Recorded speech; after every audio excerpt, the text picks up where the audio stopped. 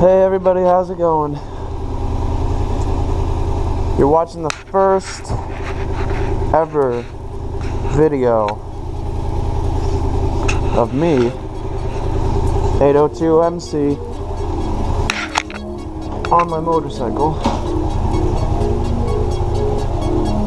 in the most unfavorable conditions. Just kidding.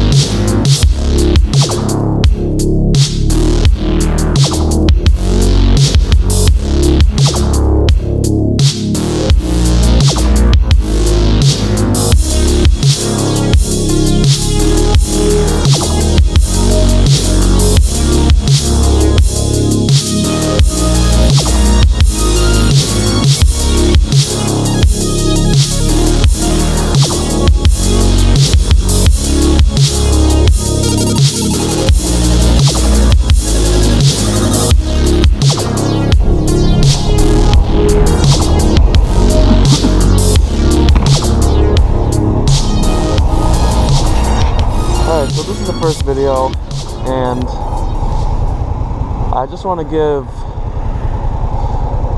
a kind of short introduction about how I came to own this bike, how I came to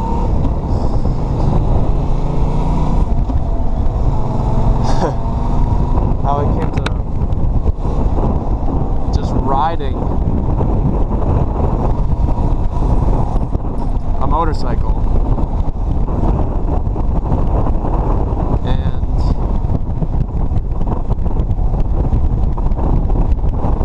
some of the things that I've done on it, some of the things that I've almost done. That should be interesting. So I did a lot of research, and I looked into this bike a long time ago, and I decided, you know, I'm not just going to wait another day. I'm going to pull the trigger, and I'm going to step into this world of motorcycling. And I found this bike on Craigslist. I bought it from a guy who had not put many miles on it. I was kind of skeptical as to why he would be selling it, because everybody says it's such a great bike. But I had a few conversations with him. He is interested in buying a Mazda Miata. So to each his own, and he was very happy to part with it. So I own the bike. I had already understood the manual transmission and the concept of shifting, downshifting, rev matching, clutching up, clutching down. So it was very easy to learn on this bike. This bike hardly weighs anything. It has a very low center of gravity. And I'd say the seat height is appropriate. It's comfortable. Everything is accessible. There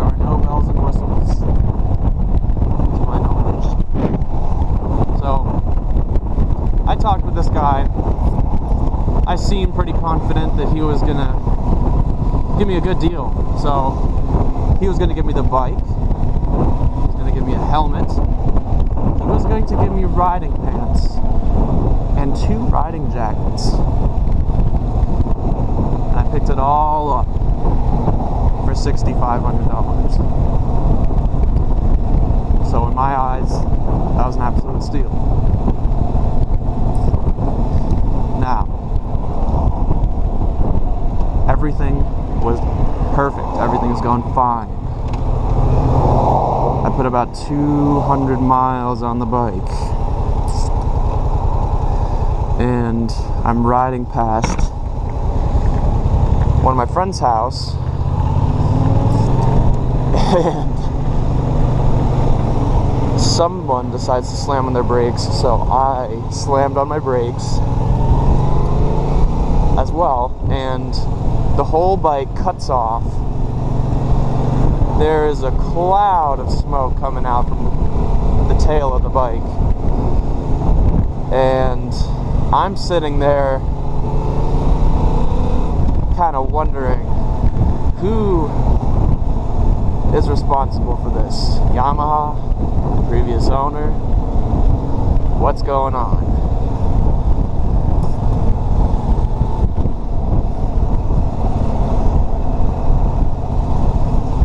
So I sat with the bike on the side of the road, comparing the cost of towing a motorcycle from various insurance companies and roadside assistance providers, and I had like no cell phone battery, so I was just hoping that everything would be sorted out, which it was. Tow truck came to pick me up. It was about a 2-hour wait.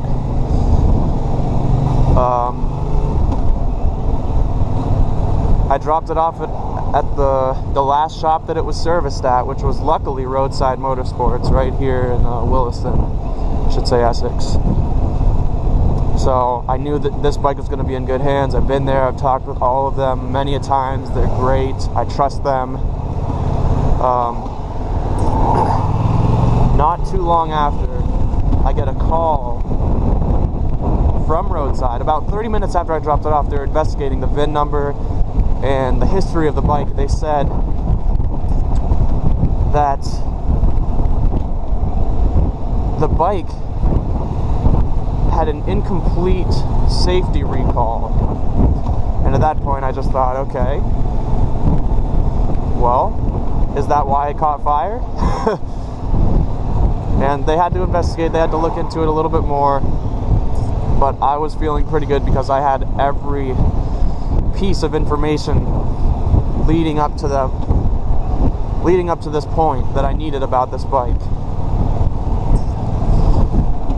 So I was talking with Roadside a couple days later, and they said yes, because of the safety recall that wasn't completed, the bike was prone to sparking and shorting and possible fire. So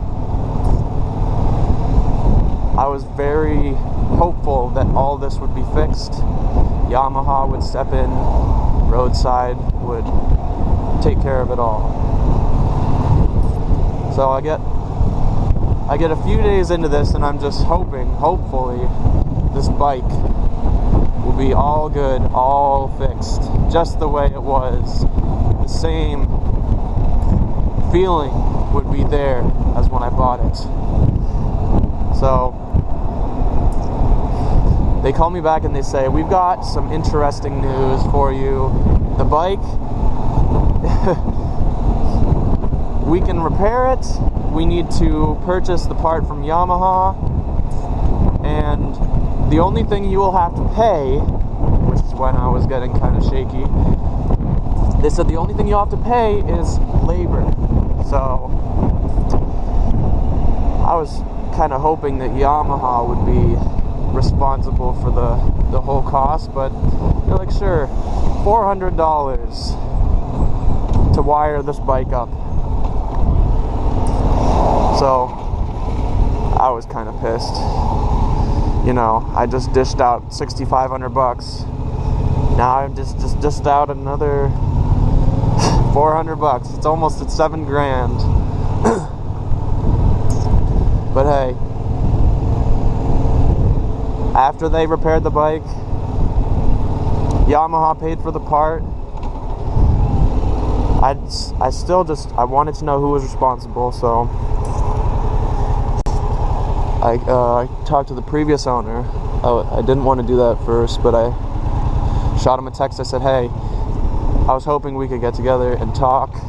There's something that I need to ask you about. I have a few questions about the bike. And he was kind of dodgy, like he's kind of avoiding questioning. So I was kind of wondering, maybe there's just something he wasn't telling me. So I give this guy a call. He doesn't pick up. And then I get a text from him.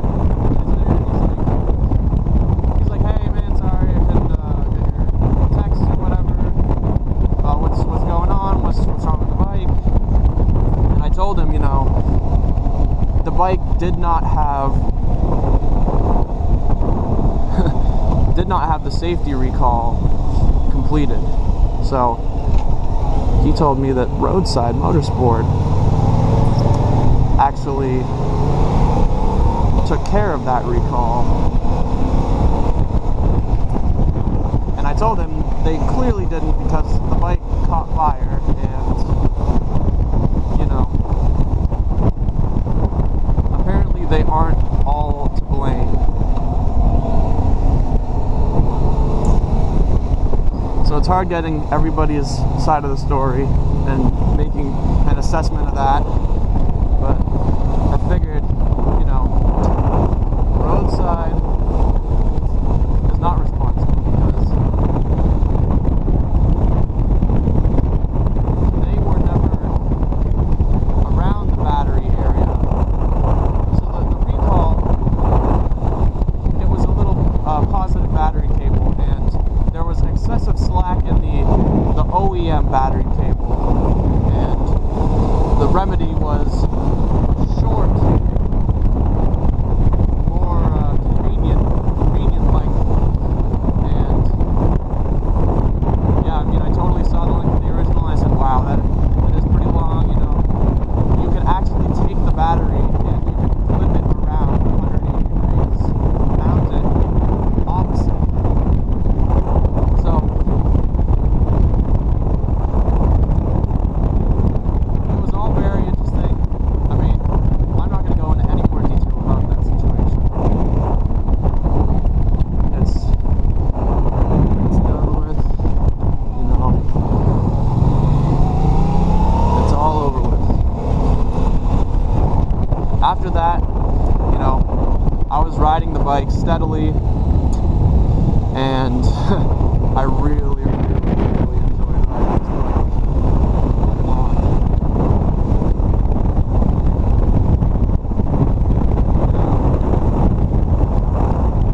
I hadn't even gotten my motorcycle license at that point. So this was all a huge shock to me, just as a beginner, as somebody who just bought their first bike. This was a massive shock.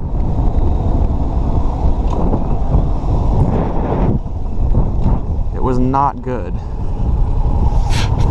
I'm gonna actually turn around here, because I do want to show you something that I'm gonna get to.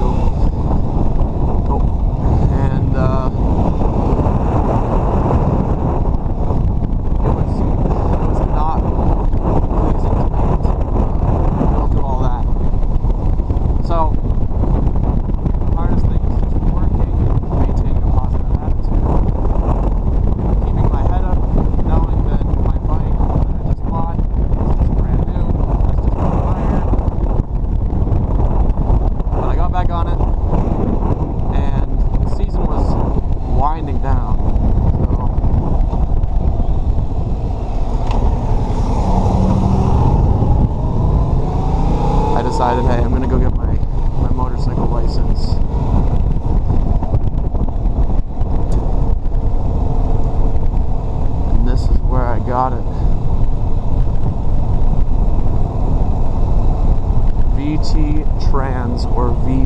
bands or whatever. This is where I got it. You can still see the DMV trailers set up over there. You can still see all the cones.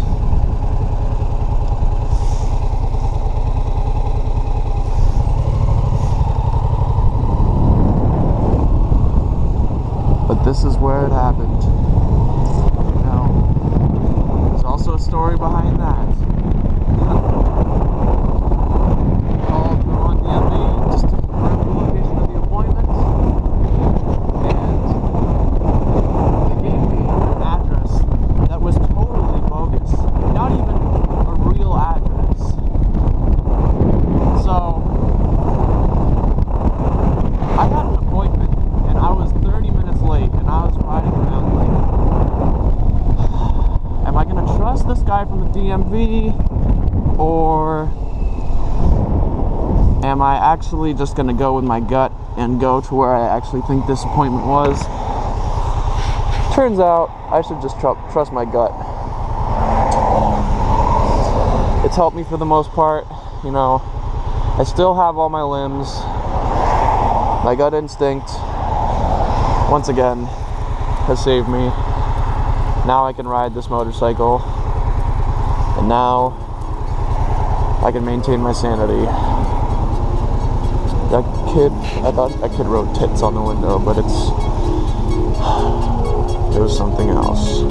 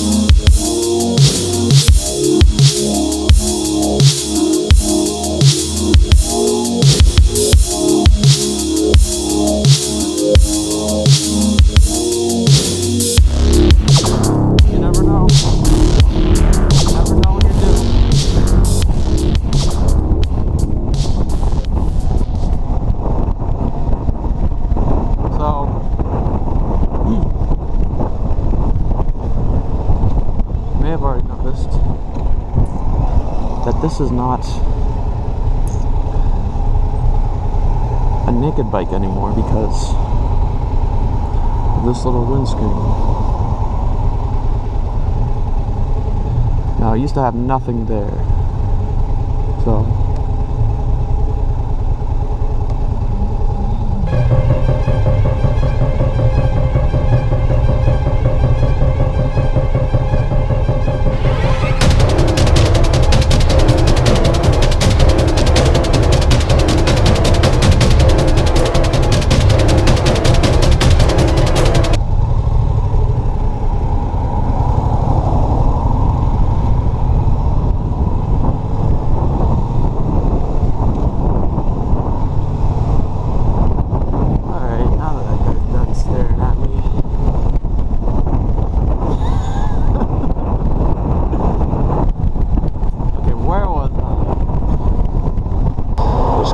I gotta go get me some slippers. That's why I went riding, you know. I gotta get some slippers. Like, I was just sitting in my room the other day, and out of nowhere,